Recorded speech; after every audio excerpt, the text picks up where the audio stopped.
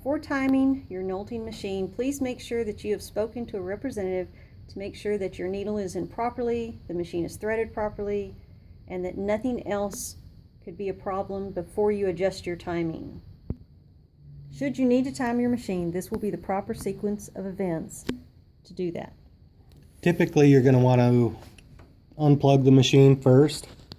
For lighting purposes, I'm going to leave the machine on so that you can see it. The first thing I'm going to do is remove the throat plate.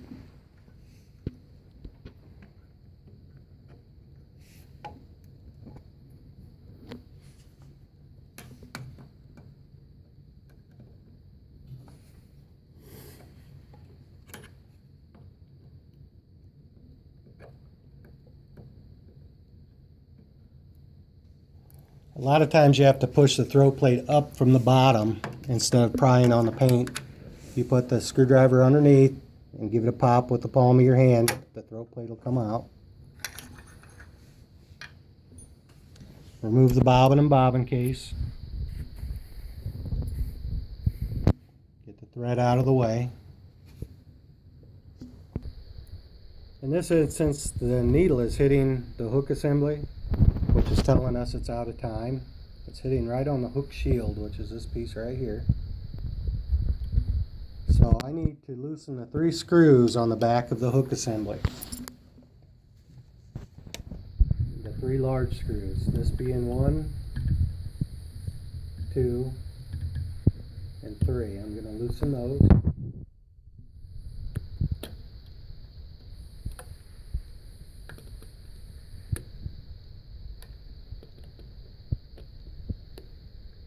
If you've noticed, I'm rotating the thumb wheel to turn the hook assembly so that I can get to the screws. Now I'm going to bring the needle down to its lowest position, but the needle has to go through this oval hole. To make that happen, I'm going to hang on to the hook assembly with one hand, rotate the thumb wheel clockwise. I'm going to bring the needle down to its lowest position, which is called bottom dead center. Now you can look at the lines on the needle bar and you'll see 5 lines. There's 1, 2, 3, 4, and the 5th line is right in the edge of the bushing. When that happens, you should be able to see half the eye to the whole eye of the needle through the front of the hook assembly. With the needle down at bottom dead center and you can see all 5 marks, rotate the thumb wheel clockwise and raise it 1 mark. Now that you're at the 4th mark, you're going to rotate the hook assembly and get the sharp hook point, which is right here. You're going to set that right behind the needle. It's going to be in the scarf of the needle. And you want it so close to the needle that it looks like it's touching, but not pushing on the needle. And then tighten the 1 screw you can reach.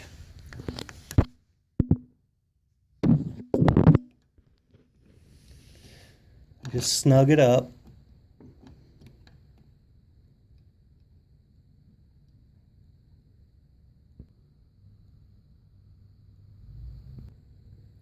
Now we're going to make sure that all 3 screws are tight. After we've rotated the thumb wheel both directions to make sure the needle clears. We'll tighten all 3 screws as tight as we can tighten them. And you want to make sure they're tight. If not, you'll be retiming over and over again.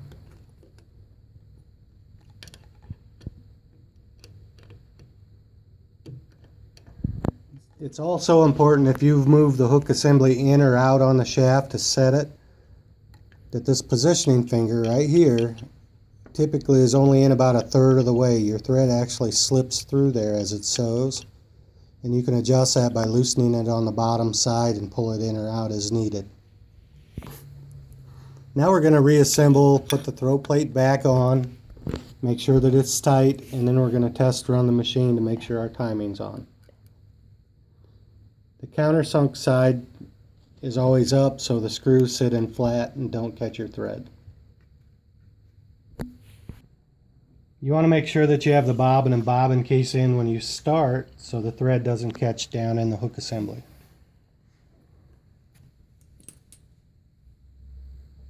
And now we're going to test it to see if it skips stitches or anything.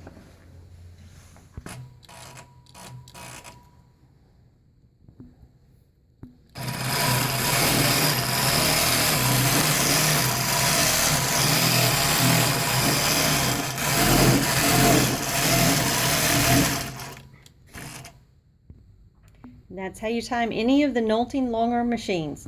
Please contact Nolting if you have any other questions. Thank you for watching.